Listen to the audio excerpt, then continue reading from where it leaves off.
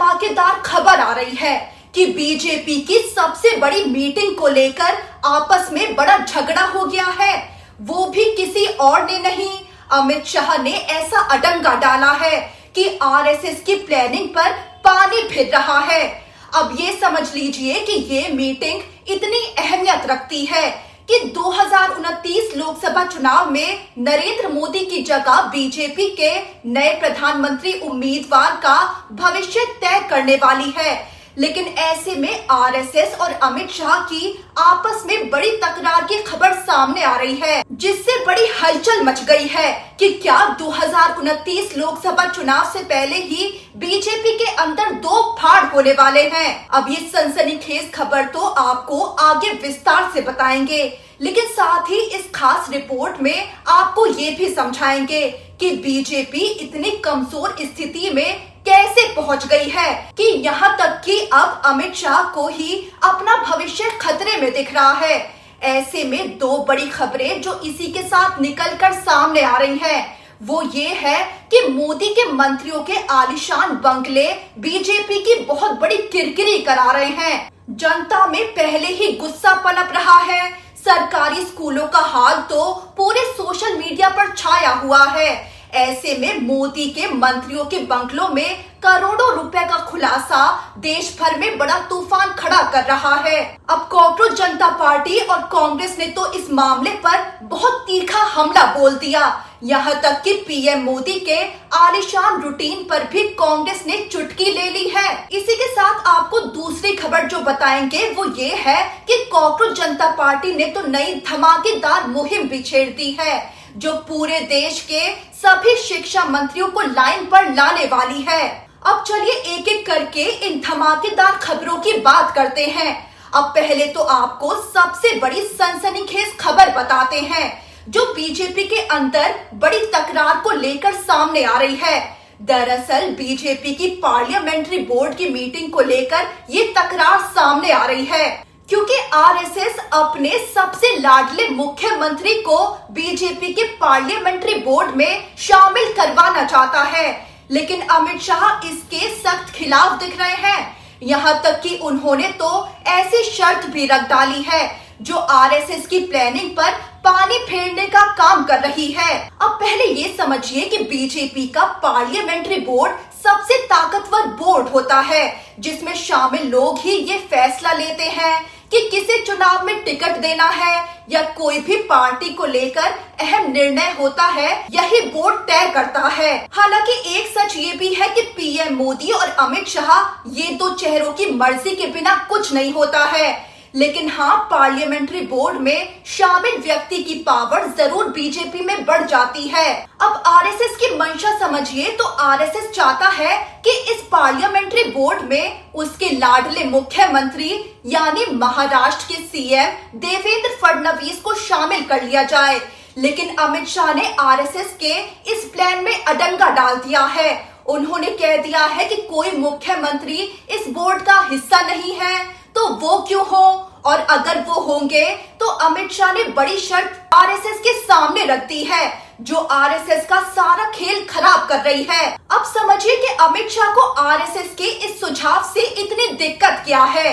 दरअसल आरएसएस देवेंद्र फडणवीस को मोदी के उत्तराधिकारी बनाने के तौर पर भविष्य की संभावनाएं देखता है। अब 2029 लोकसभा चुनाव से पहले आरएसएस चाहता है कि बीजेपी के इस बेहद अहम यानी पार्लियामेंट्री बोर्ड में देवेंद्र फडणवीस शामिल हो जाएं, ताकि आगे जाकर उनको मोदी का उत्तराधिकारी बनने से कोई रोक ना पाए, क्योंकि पार्लियामेंट्री बोर्ड में वो अकेले मुख्यमंत्री होंगे तो उनकी बढ़ती ताकत उन्हें मोदी का उत्तराधिकारी बना सकती है। लेकिन अमित शाह ने आरएसएस के इस प्लान में अडंगा डाल दिया।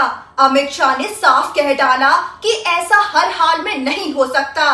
अमित शाह ने शर्त भी रख डाली कि अगर ऐसा किया जाएगा तो फिर बाकी राज्यों के मुख्यमंत्रियों को भी इस बोर्ड में शामिल करना होगा, जिनमें योगी आदित्यनाथ, हिमंता बिस्वा शर्मा और सुवेंदु अधिकारी हो सकते हैं। अब जरा अमित शाह की भी प्लानिंग समझिए, तो मोदी का उत्तराधिकारी बनने के तो सपने वो खुद भी देख रहे हैं। यहाँ तक कि खबरें तो ये भी सामने आती हैं कि अमित शाह अभी से खुद को उप प्रधानमंत्री घोषित भी करवाना चाहते हैं, ताकि भविष्य में उनके और पीएम की कुर्सी के बीच कोई आ न सके।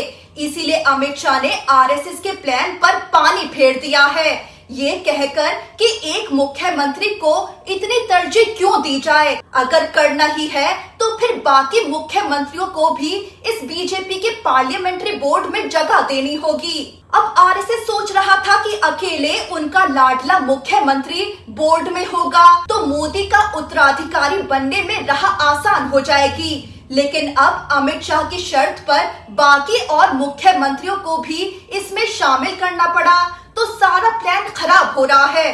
क्योंकि योगी आदित्यनाथ भी इस बोर्ड में शामिल हो जाएंगे तो बीजेपी के अंदर दो फाड़ हो सकते हैं कि मोदी की जगह योगी क्यों नहीं। अब इसीलिए अमित शाह अभी सबसे ज्यादा मजबूत हैं, क्योंकि पार्लियामेंट्री बोर्ड में कोई उनकी बराबरी की टक्कर का नहीं है, तो वो इसीलिए किसी भी ऐसे शख्स को इसमें शामिल नहीं होने देना चाहे जो उनके ही भविष्य को खतरे में डाल दे। वहीं अब आपके मन में सवाल होगा कि अमित शाह को उत्तराधिकारी बनाने में आरएसएस कोई रुचि क्यों नहीं रख रहा है। तो हालात तो सबके सामने हैं। अमित शाह अपने कार्यकाल के सबसे खराब दौर से गुजर रहे हैं। कॉकरोच जनता पार्टी के आंदोलन के दौरान उनके अंडर आने वाली पुलिस ने जो छात्रों पर दर्दनाक हमले किए, वो अमित शाह की नाजुक होती छवि की सबसे बड़ी वजह बन गई। पूरा विपक्ष अमित शाह पर अटैकिंग मोड में है। यहाँ तक कि राहुल गांधी तो अमित शाह के इस्तीफे की मांग तक उठा चुके हैं। इसी के चलते अमित शाह पूरे संसद सत्र में भी नहीं पहुंचे, जो उनकी बेबसी को साफ बयान कर गया। तो इसीलिए आरएसएस की नजर में अमित शाह से ज्यादा देवेंद्र फडणवीस का उत्तराधिकारी बनना ज्यादा सफल होगा। लेकिन अमित शाह ऐसे ही पीएम की कुर्सी से हाथ गंवाने वाले नहीं हैं। इसीलिए उन्होंने आरएसएस के प्लान पर पानी फेरते हुए बड़ा खेल कर दिया है। चलिए अब जरा ये भी समझते हैं कि बीजेपी जो पूरी जोर तो लगा रही है कि 2029 में फिर से उसकी सरकार बन जाए, लेकिन क्या हालात इसका इशारा दे रहे हैं। तो ये जाहिर है कि बीजेपी सबसे कड़ी चुनौती का सामना कर रही है। मोदी सरकार के 12 साल के कार्यकाल में कभी इतनी विरोध की लहर नहीं उठी जितनी आज देखने को मिल रही है। और अब तो मोदी के मंत्रियों के करोड़ों के महलों ने बड़ी किरकिरी करा दी है। पूरे सोशल मीडिया पर सरकारी स्कूल की बदहाल तस्वीरें छाई हुई है और दूसरी तरफ अब मोदी के मंत्री देश के करोड़ों पैसों से महल बनवा के लुत्फ उठा रहे हैं। ऐसी तस्वीरें खूब वायरल हो रही हैं। दरअसल पीटीआई को आरटीआई के जरिए मिली जानकारी के मुताबिक केंद्र की मोदी सरकार के मंत्रियों के दिल्ली में मौजूद सरकारी आवासों की मरम्मत, साज सज्जा और रखरखाव पर खर्च 2014 से 15 में 27 करोड़ रुपए था, जो बढ़कर 2025 से 26 में रिकॉर्ड 92 करोड़ रुपए हो गया है। अब आपको याद होगा कि दिल्ली चुनाव से पहले बीजेपी ने कैसे केजरीवाल के आवास को शीश महल कहकर धावा बोल दिया था। ऐसे में अब आम आदमी पार्टी के नेता सोमनाथ भारती ने बीजेपी की कड़ी आलोचना कर डाली है। साथ ही गोदी मीडिया से सवाल भी पूछ डाला है। उन्होंने कहा कि गोदी मीडिया ने केजरीवाल सरकार के मुख्यमंत्री आवास पर खर्च को लेकर तो सवाल उठाए थे और उसे शीश महल तक बताया था, लेकिन अब मोदी के मंत्रियों के बंगलों पर 92 करोड़ रुपए के खर्च पर कोई चर्चा क्यों नहीं हो रही है। वहीं कॉकरोच जनता पार्टी ने भी इस मामले को उठाया है। मोदी सरकार को घेरते हुए ये कहा गया है कि शानदार घरों की मरम्मत बंद कीजिए, स्कूलों को सुधारिए। कहा गया है कि 92 करोड़ रुपए में 10 नए विश्व स्तरीय सरकारी स्कूल बन सकते थे। कॉकरोच जनता पार्टी ने मोदी सरकार की नीयत पर सवाल उठाते हुए ये कह दिया है कि पैसे की कमी नहीं है, कमी तो उस नीयत की है कि इस पैसे को सरकारी स्कूलों पर खर्च कर सकें। उधर कांग्रेस ने भी मोदी सरकार को इस मामले पर बड़ी फटकार लगाई है। कांग्रेस ने सोशल मीडिया पर पोस्ट में लिखा है कि जनता की गाढ़ी कमाई से टैक्स वसूल कर मोदी और उनके मंत्री राजाओं वाली जिंदगी जी रहे हैं, मौज काट रहे हैं, लेकिन जनता को बेहिसाब महंगाई, गड्ढे वाली सड़कें, बीमारू हेल्थ सिस्टम और रद्दी एजुकेशन सिस्टम से राहत नहीं दे रहे हैं। आखिर में पीएम मोदी पर हमला बोलते हुए ये भी लिखा गया है कि वाह मोदी जी वाह। वहीं कांग्रेस ने तो पीएम मोदी की आलीशान जिंदगी पर भी तंज कसा है। सोशल मीडिया पर पोस्ट में लिखा है कि मोदी जी महंगा मशरूम खाना बंद कीजिए, युवाओं को नौकरी दीजिए। दरअसल देश के सरकारी विभाग और मंत्रालयों में 8 लाख से ज्यादा पद खाली पड़े हैं।